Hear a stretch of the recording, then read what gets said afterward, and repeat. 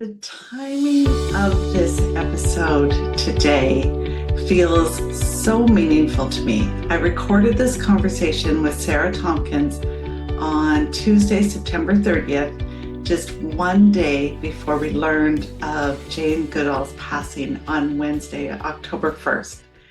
Jane Goodall has been a lifelong inspiration to me. Her work that's rooted in compassion for animals, a deep respect for nature, and a call to action that moved millions. And how special is it that my next podcast is with a person that I can find parallels with Jane and my guest.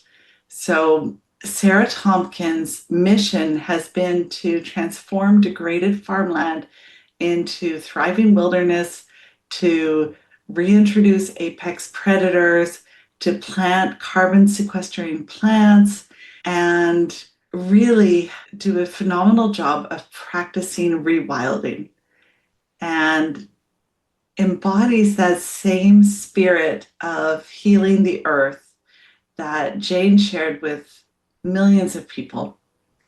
And although Sarah didn't say it, I suspect she's been called a difficult woman as well. And we all know that that label that Jane Goodall got labeled with more than once often marks a woman who's disrupting the status quo in the best possible way.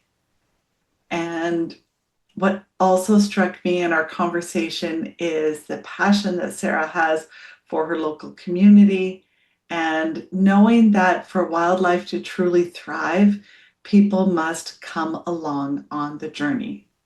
And it's this balance of adventure, courage, and heartfelt connection that I am so grateful to explore with her on this podcast today. So I hope you find Sarah's story as inspiring as I do, and may her journey, just like Jane Goodall's journey, inspire your tomorrows. So let's jump in. Welcome to the Miles To Zen podcast. I'm so glad you found us this week. And today we have a guest that is just, her work in this world is near and dear to my heart and so darn exciting. I'm just really thrilled to have this guest today. And so we're welcoming Sarah Tompkins. She is a conservationist and a founder and director of the Samara Karoo Reserve. And this is a groundbreaking wildlife reserve in South Africa's Eastern Cape. Her work is centered on rewilding the great karoo, which I just think is beautiful. And she's got such a fascinating background. I can't wait to jump in. So welcome, Sarah. I'm so glad you're with us today. Shannon, thank you very much indeed for having me on your podcast. It's a true privilege and pleasure to be chatting to you. I first saw you, I think, from a post that you did on LinkedIn. And then I saw that we actually had been in the same place at around the same time, maybe like a year out or so. We had both been at the Sorbonne. I was there, I think, in 96, and you were there in 96 or? Oh, no. I was there a long time Oh, okay, ago, way before you. No, a long time ago. Like, take a few decades and go back. So, absolutely. But golly, that feels like years and years ago. But it was a wonderful part of my life. And we also ended up living in Paris. I ended up living there with young children, and wow. and my son was born there. So, and my husband, who's the sort of lapsed physicist, with the one who's got the real scientific bent, he is He's always been a great Francophile, and so we lived there for many years and had many happy years. But we've now moved to the our wonderful project that we started 28 years ago, because 28 years ago we fell in love with a part of South Africa called the Great Karoo, which is a 400,000 square kilometer semi-arid area of South Africa.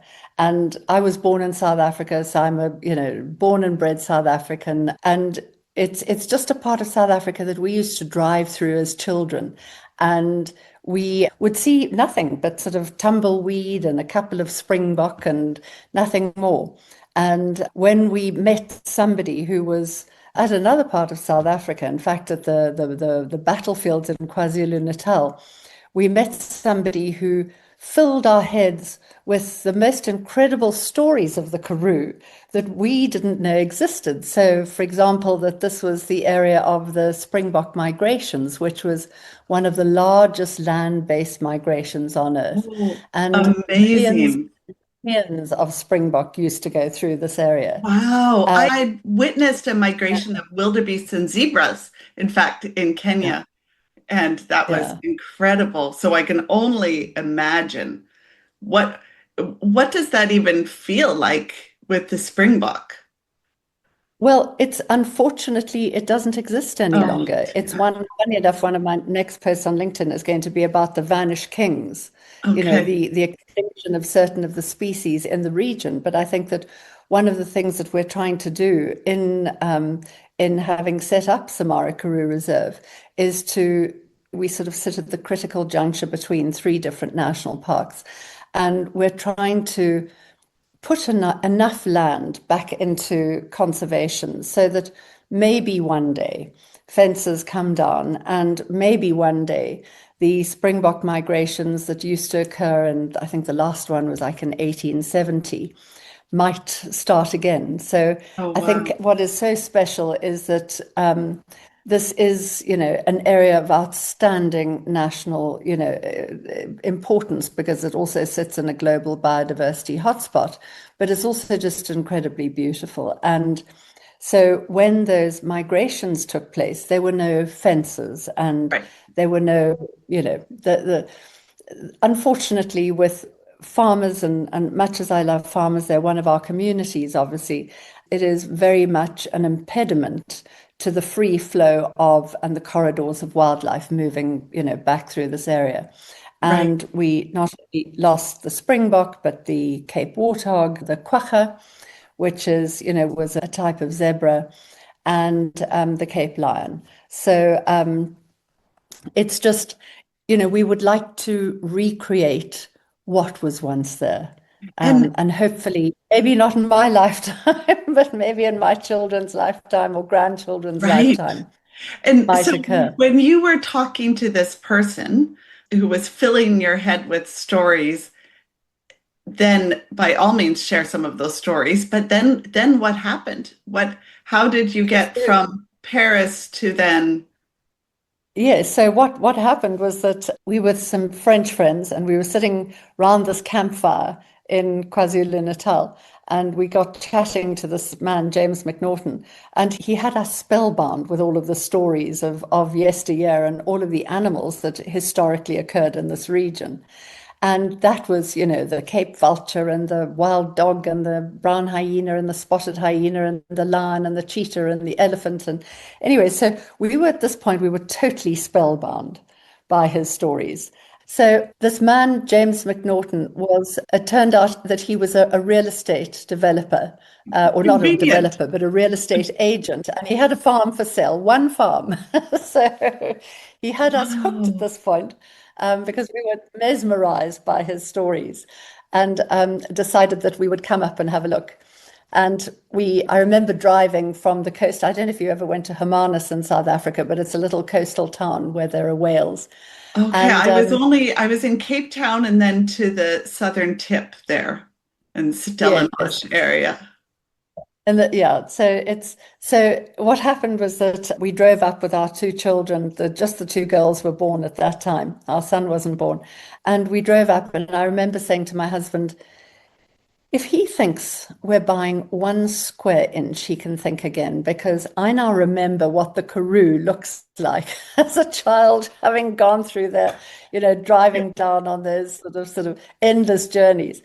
And my husband said to me, "Well, it's a bit churlish to turn around now and go back." And so we had a lovely dinner in the local hotel, and we woke up the next morning and it was azure blue skies and just lovely, what the Cape is like, lovely whitewashed walls Yeah. and bougainvillea and like beautiful, like your scarf, the shocking pink bougainvillea. And we drove out here and we drove off the tar road and onto the beaten track and away from any form of civilization. And civilization is just a little, it's a little town. It's not a very big town. And Shannon, as we drove into this valley, we literally were surrounded by an amphitheater of mountains. And we fell totally and completely in love with Oh, it. in love, and I Yeah. haven't even seen that part yet. Yeah. Just from So, the story, you're as bad as the real yeah. estate agent. I'm You on. know, I'm as bad as the real estate agent, absolutely. Totally and completely. Yeah, And send me some listings. yeah, oh, no, absolutely. I know. And I think so we started with one farm and it was it was it really was passion. It was total and complete love of wanting to be involved in this area. And then that started on a process and a journey of discovery, not only of this region and the extirpated species, those that historically occurred here, but also an amazing journey with a group of scientists.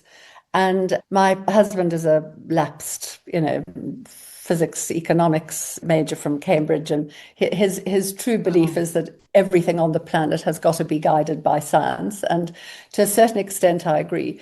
And we engaged with Professor Graham Curley from the Nelson Mandela University, and he became our mentor and guide. And oh, he started to help us put together, take a look at this region, and just say, what if we want to restore all of the species that historically occurred here? What do we need to do in order to craft that vision? And so the markets had been kind to my husband at that point, and we just started to acquire another, 10 farms to add to the one that we already bought and put 11 farms in total together, which ended up being 27,000 hectares, which is, I think, about wow. 67,000 acres. So Wow. and then the journey began, and it was yes, a journey of discovery, and to a certain extent, it was removal of quite a lot of the infrastructure that was there, and then putting back the antelope species that historically occurred here. And then in 2003, we introduced the first predator, the first large cat back onto the reserve, which was the first cheetah basically here in Right. 130 years. Wow.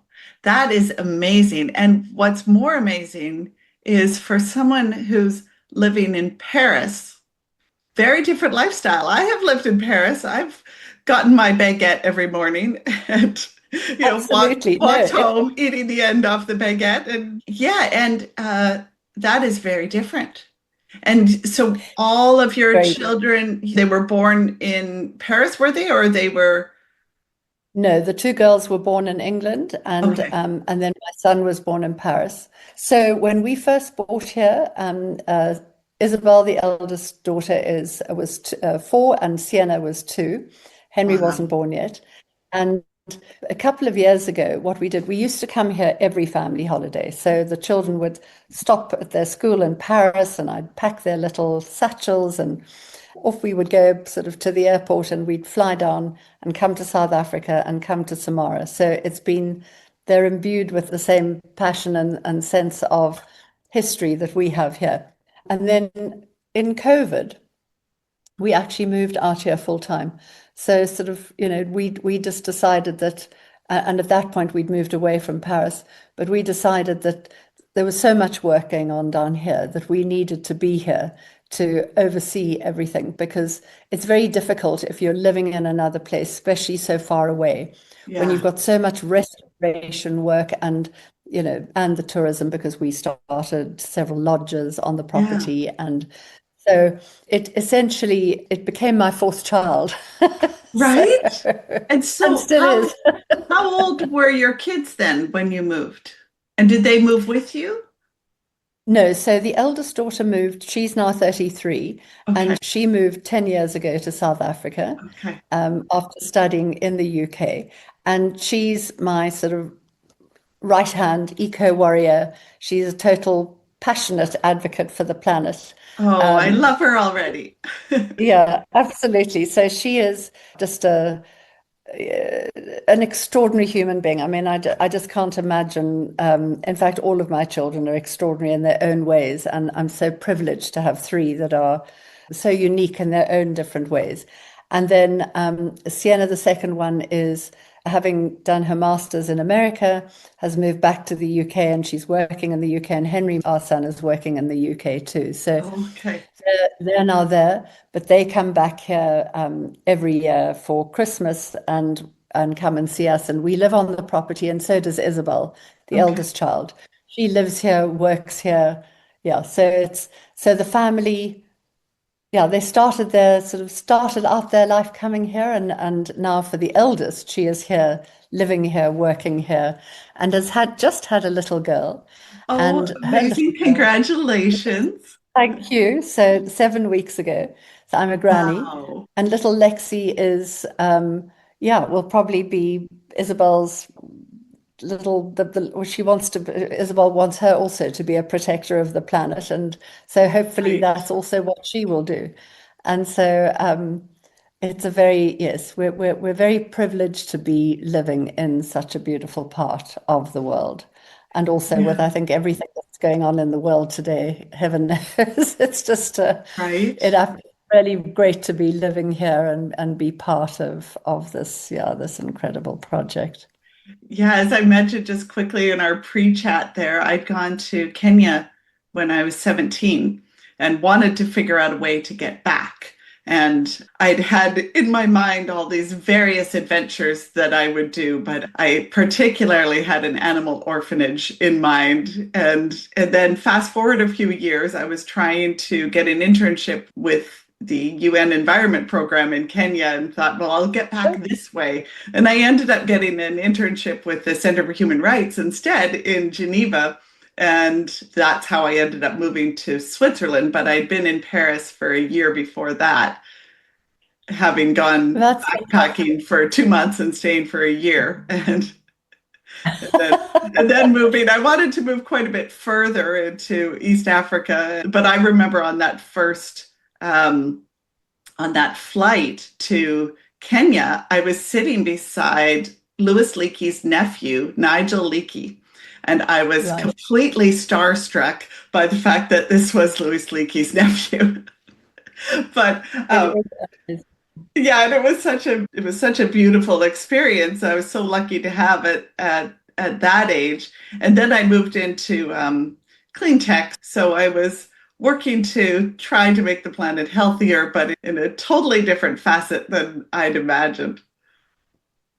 Well, life always takes us on strange journeys. Yes, It I did is, my master's thesis with WWF, in fact, oh, in Geneva. fantastic. Yes, and it That's was based wonderful. on cause-related marketing.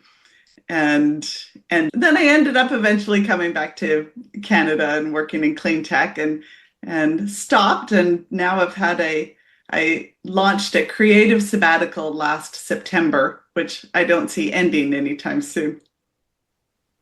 That's wonderful, Shannon. That's amazing. And what aspect of clean tech were you working in? Was it I was renewable energy Yeah, or I did some renewables. I did some tidal energy, wind, solar, and a lot of hydrogen and fuel cell work where the hydrogen was right? created from water and a Yes. lot of distributed power work. And so some neat, it was neat. I got to travel to the most amazing places and these remote communities in Northern Europe or well, Northern Scotland had the hydrogen fuel cell projects set up that had been running for over a decade when I'd gone to visit. And so it's pretty amazing stuff going on out there. That's incredible. Yes, I know I've been up to, have you ever been to Allerdale Wilderness Reserve? No, sounds like That's I should put it definitely, on my yeah, list. you should definitely put it on your list. So that is up in the northern part of Scotland. You know, you fly to Inverness and go up there. And Paul Lister is a great friend of mine who's a wonderful rewilder as well. Oh, And neat. he's been trying to reintroduce wolves to Scotland, but Okay. I'm not sure the landowners around there are very keen on the reintroduction of wolves. Well, it But it didn't is a didn't when they introduced wolves. I mean, I don't know this very well, but isn't there a story about the reintroduction of wolves into Yellowstone and then that brought back all the absolutely. other animals? It is so interesting to see that when you reintroduce the apex predator, as we did here with lion in 2019, is that it has a cascade effect. And the wonderful thing about that is that, so for example, your jackal, who are sort of lower down the totem pole, instead of hunting for their prey, become scavengers again. So they go back from being a predator to a scavenger. The wildebeest, the black wildebeest, the Yeah. white-tailed gnu's that we have up on our grassy plateaus, their offspring increased dramatically as a result of having lion on the property, which was Oh, again just, wow. Isn't quite that extraordinary. amazing? I remember Yeah. hearing that the story about the wildebeest when God created all the animals and with the leftover parts, then was made the wildebeest. Shannon, that is so funny because you've actually stolen my line that I use every time I take guests up onto the mountain plateau. And I go, and after the seventh day, God created the wildebeest with all the leftover parts. Well, that's it. I'm coming to work for Yeah. you. I've got part of the tour down. Absolutely. Oh, goodness me, definitely. So, no, it's really interesting to see the knock-on effect that your apex predator has, the really important how it affects, the different animals on the property. And for example, leopard, I mean, leopard has always historically occurred in this region, but we started seeing the spoor of leopard, not just one leopard, but several leopard, and we've had one sighting only after the reintroduction of lion. So Wow. it's just this extraordinary, the scientists can't really explain it, but it maybe the lions just feel more comfortable. The leopards probably feel more comfortable in an environment where they've got this apex predator back, and their environment is just perhaps, I don't know, a little bit more secure. I'm not sure. I've got no rational explanation for it. But certainly having everything back is a really important thing, Yeah. putting all of the species back that historically occurred. And so you'd mentioned that you'd reintroduce cheetahs and then Yes, you reintroduce yeah, elephants. Um, yeah. and also now I see black rhinos and giraffes and buffalo. So tell me about some of those stories, because I mean, sitting here in my comfy little chair in Vancouver, that is really hard to imagine. How does one go about doing that? And I'm pretty brave, I think, but I think you bring brave to a whole new level on so many fronts. I don't know. You I may don't know if not I'm have, brave or I'm just one of those people who puts their head above the parapet and has tenacity or perseverance as my middle name. yes, And and and just a commitment to doing something for the planet. I suppose we're in service to the planet. We're in service right. to the wildlife that occurred here, and we need to protect those species. And I have to say, I wasn't very popular locally when we brought cheetah back in 2003. I can And imagine you'd get some stink eyes at the grocery store. There's probably no grocery store anywhere near you, but it was just like one of our neighbors said, well, they've been gone for 130 years. Why do you want to bring them back? so, right? so we said, I mean, cheetah are Africa's most endangered big cat. I think there's something like 6,517 Wow. mature individuals left on the planet, which is a very, very small number, and they've got a diminishing gene pool. And they are this incredible, charismatic, beautiful cat. And so in 2003, I reached out to Anne van Dyck of the De Wild Wildlife and Cheetah Centre. You would have loved Oh, that place. They were so instrumental in helping the cheetah metapopulation, along with the Endangered Wildlife Trust. And I reached out to her and I said, do you have, I think that, we're ready to reintroduce cheetah back into our region. And she said to me, do you have lion? And I said, no, not at this point. Um, but we are ready, and we've done all the scientific analyses. We've had the ecological reports done. We've had the basically all the ecological feasibility studies, and the scientists have said absolutely you can go and put cheetah back. So she sent down to us a cheetah that we named Sibella. And Sibella has got the most wonderful story because she was totally and completely a wild cheetah living in the northern province of South Africa, right up near the border with Botswana. And she was set upon one morning by a farmer with his hunting dogs. oh, And the hunting dogs lacerated the tendons so badly on her legs and tore her to pieces.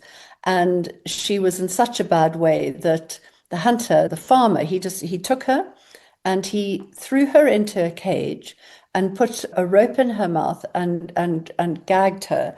And it was only because De Wild offered a reward for wild cheetah that were handed in that she was alive then.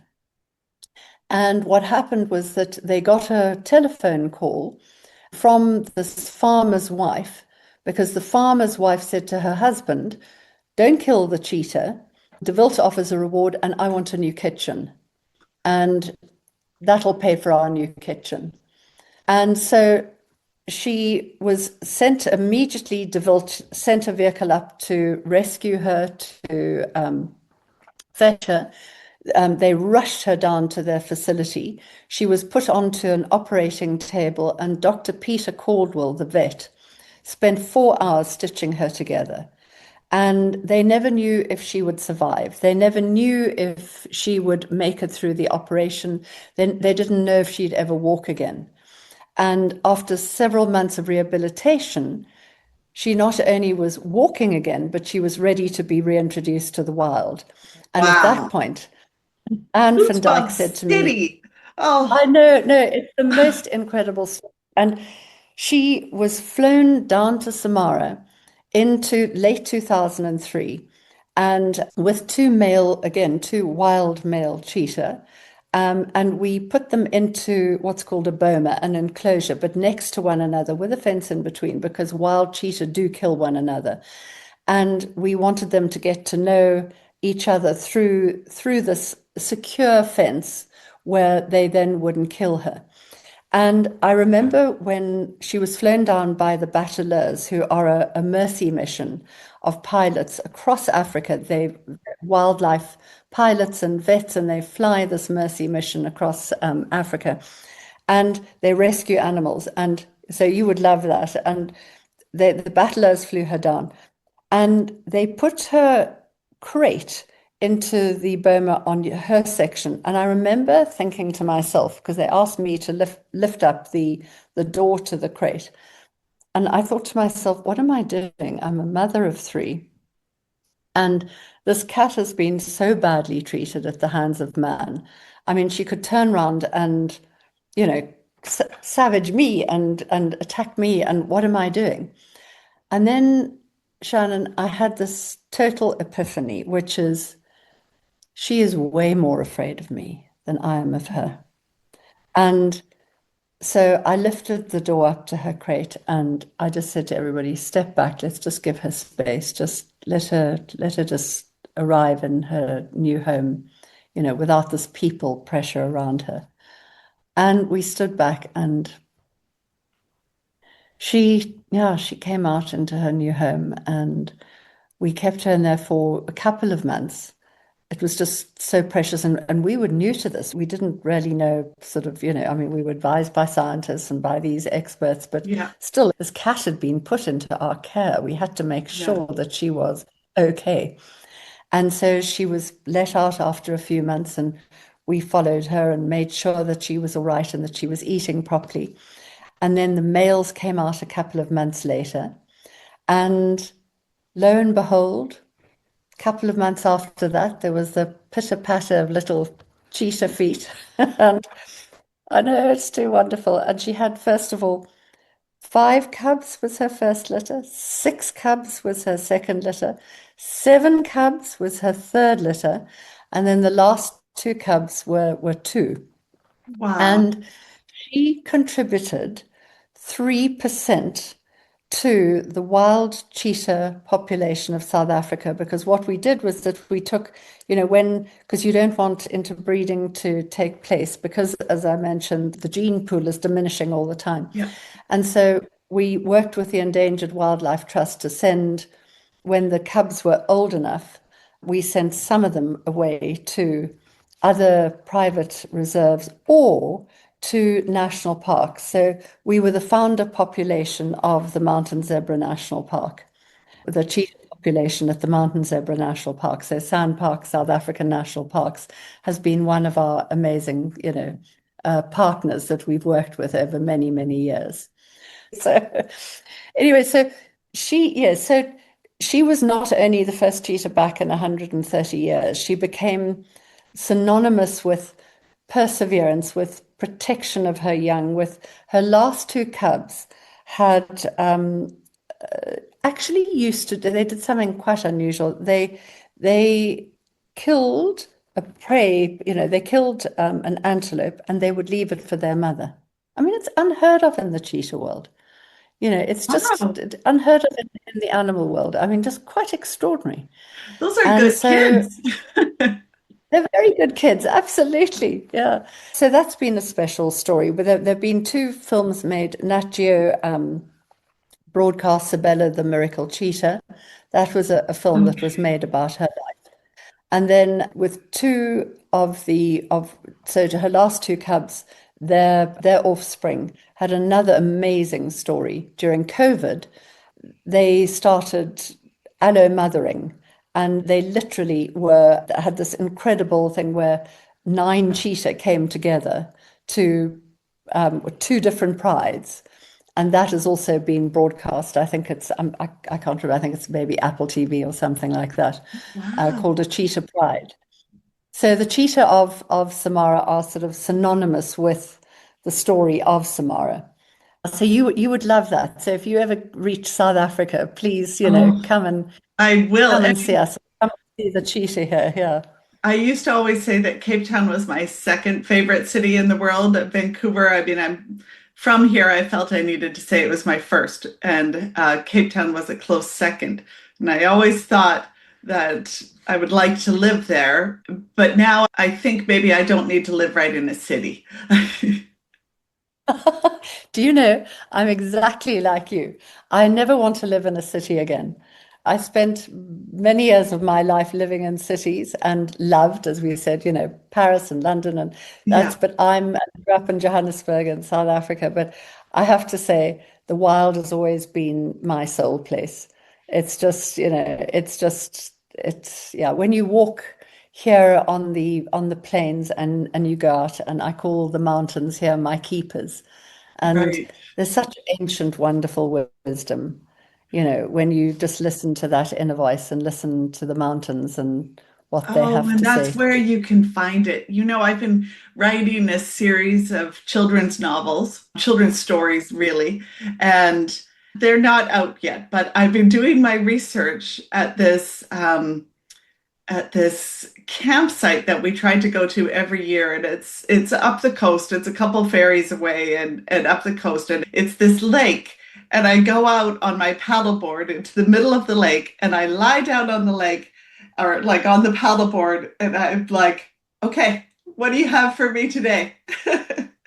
It What is epic adventures are we going to get up to today? And absolutely, yeah, it's that just is so so neat special. when you can just Yeah. breathe in that nature. I do get charged up by nature, most certainly, and by proximity to animals. It's so humbling. The other thing I love doing is I love lying on the earth. Oh, If yeah. if I ever feel really tired, I go and just stretch out and lie on the earth. And it's amazing how it charges you with its beautiful energy. It is, yeah, it's something. And these lands, if we think about the planet, I mean, it's ancient.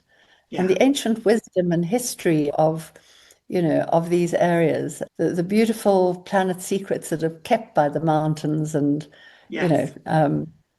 shared with us if we listen to that still inner voice.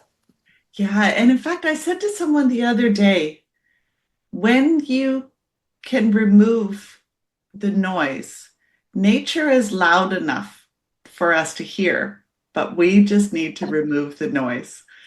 And That and is that's what so beautiful. I love getting my son into, well, when going camping, because that noise is removed and all of a sudden he's catching frogs and he's jumping in lakes and he's in the trees and busy. And it's a teenager, and the impact is still there. When you remove the noise, nature is loud enough so you can hear her. I love that. I think that is so beautiful. And that's so true. We just need to unclutter our minds. Yeah. And and I think we've forgotten how to do that. This, just because we all live with this daily, people live with television and laptops and cell phones and all of that. And we just need to take ourselves out and to quiet ourselves down and to listen to the, as you say, that beautiful inner voice. And just there's, we can receive messages that way. It's special. Oh, Yeah. absolutely. And so now you've introduced these other really large species. Can you tell me about any of those stories with your giraffes or Yes. elephants or Yeah. buffalo and rhino even? And so me going for a walk in nature, depending where I am, there might be the odd black bear. A grizzly makes me nervous, um, Yeah. but Or you've got lions, Black tigers, Rhino. and black rhino. That can be quite grumpy. Um, Right? yeah. So obviously I am careful, but near my home here, I walk out, I've got a water hole. I don't have a fence around my house. I don't like to live with fences. And I walk down to the river and um, I think that you just need to, I mean, you obviously have to be a little bit prudent. But it's it's a beautiful environment and normally, the area around here. Oh, there might be if I'm always told, listen, Sarah, just don't go walk about there a lion in the river at the Right. moment. So, but I do have lion walking past here and cheetah and elephant, the little elephant herds that come Oh, past. So it's very special. I feel hugely privileged. And so the lion actually was quite a story to reintroduce the apex predator back here, and that was only in 2019, 2019 that the lion came back. And as I said, historically, lion occurred in this region. But if you think that cheetah was unpopular, try lion with our neighbors. So that yeah, was no amount of banana bread over to the neighbors is going to fix that one. No amounts of cases of brandy Yeah, right. would do the trick of that. So we finally though the Department of Environmental Affairs gave us a permit, and again the first lion that came back here were the first lion in 180 years. So it was very special to see them back on the landscape. And yeah, hugely moving to see these species that essentially have been shot out over many years. And then the black rhino came here in 2013 under a partnership with South African National Parks. And now we have a very exciting event occurring literally in the next few weeks where we're bringing in from the Kalahari some female black rhino, and they are the desert adapted black rhino. So this is again hugely moving. It's just like a milestone moment of really doing something for the meta population. And I think that's been part of our mission is that, because you can have silos in conservation. And what you need to do is just make sure that you're working with other reserves and working with national Right. parks and really trying to play your part in growing populations and growing genetic diversity, which is what we will be doing with these female black rhino. And as we know, black rhino are critically endangered. So it's Yeah. a very important species to the female of the species, because we don't have any females at the moment. We just have males. So this is hugely exciting for us that in the next Oh couple my of weeks, goodness. Right. the And female black rhino oh, will be coming back to the property. that So is so exciting. So how can we as listeners to my podcast support you and your efforts in any way? And I know that you've got these eco lodges. Can someone like you talk about taking people on walks and me stealing your line? How can people experience some of this or support you in some way? well, we do. We have three lodges that we started, and we are probably I think we're the second largest employer in our area. So we're so proud of the fact that we employ over 100 people on the property. And that's been very much something that we deeply care about. We deeply care about upskilling. We deeply care about creating employment, and particularly for women too. So we have a lot of women that work with us. And people can come and stay. It's called Samara Karoo Reserve. We have a tented camp that's absolutely glorious. We've got a manor, which is like exclusive use, and then we've got Karoo Lodge, which has got individual units that people can come and stay in. And what we love to do is to connect people to the earth. So we do a lot of walks here, and we take people to walk with cheetah. We do walk elephant and lion as well, but not on, just for very fit people. But all of our guides are very well trained, and we have trackers on all the vehicles, and we have an absolutely amazing person who lives on the property called Poki Bernardi, and he is not only a master tracker, he's one of South Africa's 21 icons along with Madiba. And he's an expert in medicinal plants, and we're just Oh, about to produce a little booklet on medicinal plants with Poki's, with his indigenous knowledge of these plants, so which is oh, something amazing. incredibly special. And you can book a walk with him too, Oh, to go neat. out and go and have a look and have a talk on medicinal plants. And then we have the Friends of Samara Trust, which is a foundation. So we have a Swiss foundation that has sponsored our whole female black rhino introduction. And we have so many people who come here again and again. And I think that what we pride ourselves on is that our return visitors become part of our family. Right. They just come and share in this incredible environment with us.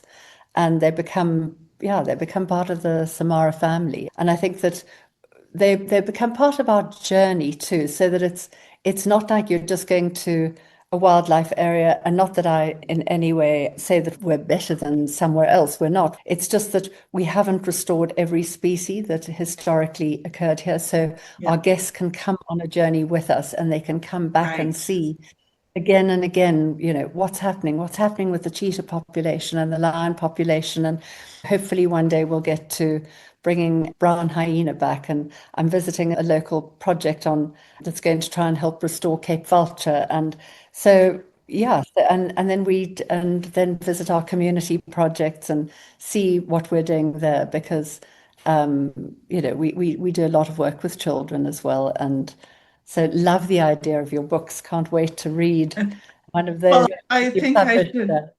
Oh, I think I should come stay with you for a little while and dream up some books for there. Yeah, yeah, I can see the absolutely. stories already. On the canoe can be the first one. The Absolutely. whitetail canoe. And so this has been such a delightful conversation. Oh my goodness, I've enjoyed it so much. And I'm Oh, wondering, with all, you have gathered so much wisdom through all these journeys of yours. I feel like you've lived multiple lifetimes. Do you have any parting words of wisdom you'd like to leave for our guests? yeah, I suppose I think that the world can feel like it's a pretty desperate place at the moment. And my words would be we've come a long journey, a long road. Just never give up. It doesn't matter what you do on the planet, just whether you're protecting a meter of land, a backyard garden, a farm, wildlife areas. It just do everything you can with hope and with love. Oh, I love that. I love sharing stories of hope and love and resilience and moments of joy and this deep connection of yours to the earth and helping Mother Nature get back to being more whole, so to speak, with all the Well, reintroduction of your animals. It's amazing. it, thank you, Shannon. Yes, I think that the Khoisan, the ancient people, the original tribe in Africa and possibly on Earth, always used to say there is a dream dreaming us. And Right. I love and I just feel that if we respect ancient wisdoms and we respect the land and we realize that we are indivisible with the planet and the more care we can put into it, the better. We sit in the Eastern Cape of South Africa on 1.5 million hectares of degraded land. And it's a big challenge because I believe that restoration of land is possibly one of the keys to helping bring climate change under control. And so, what we've been doing is that we have been taking very dry and eroded and degraded areas. And we use a machine called a pitter plow, and we put it at the back of a tractor. And what we do is that instead of like 100 man-made ponds or hollows that have been created, we can get up to 1,000 a day. Oh, wow. And that 1,000 ponds, hollows, captures up to 56,000 liters of water when it rains. Wow. So what we've seen is that we've started to accelerate our restoration efforts with a pitter plough, and we've done almost 1,000 hectares with the pitter plough. And we've literally seen bare earth go from not a single blade of grass and not a plant, not one of these little what we call feihi succulent plants. And the next season, that earth is covered, the bare earth is covered. So you're reducing the temperature, the ambient temperature on that area of land. And then we also plant something called speckworm, Porticolara afra, which is this plant that's highly absorbent of CO2. So it has Okay. its genetic origins in tropical rainforest, and it sequesters, for every hectare you plant, it sequesters between 6 and 10 tons of CO2 per hectare per annum. And it sits in a global biodiversity hotspot, so thicket, and it's one of the 5 vegetation biomes on Samara. So we get every guest who comes to stay to plant a speckworm so that Oh, they can leave a little bit of themselves behind and they've done something on the property and something for the planet. Oh, that is just beautiful and so inspiring. It's just, I think it's, as I said, what is so wonderful is just to see how inspired people are when they come here and feel connected again Right, to something that is a good works project and connected to feeling that they can actually make a difference, which is, right. coming to stay in one of our lodges. Yeah, and I think it's that quote by Margaret Mead. She says, "Never underestimate the impact that a small group of organized Committed individuals, individuals. committed individuals, can have." Yeah, What's the rest of that quote? To change the world, for indeed it is the only thing that ever has. ever has. Absolutely. That it's so beautiful that I Yeah, know. you're living that in My daughter. action. Yeah. Well, that's one of my daughter's favorite quotes. My daughter Isabel, who lives here. And Right. I think that's a really important, it's so important for people to realize that. And as I said, just perseverance, don't give up hope. Be realize that just no matter how large or small, you can make a difference. Absolutely. Yeah. Absolutely. That's lovely.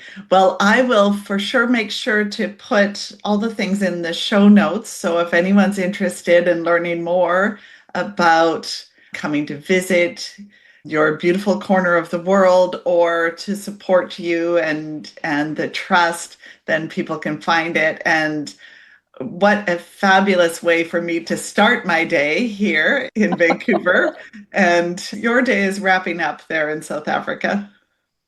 It is. It's wrapping up. The sun is setting over the beautiful hills, and yes, and I'll see probably some rhino down in the plains near my house, and some Oh my uh, goodness. a giraffe walking past. So it's I've got my little mini cheetah outside the door, scratching away at the door, and I'm sure I'll see a crow, maybe also an eagle, because I'm pretty lucky to see eagles sometimes here. oh, beautiful. That is fantastic. Well, I love the idea of you out on your paddleboard, listening to the ocean.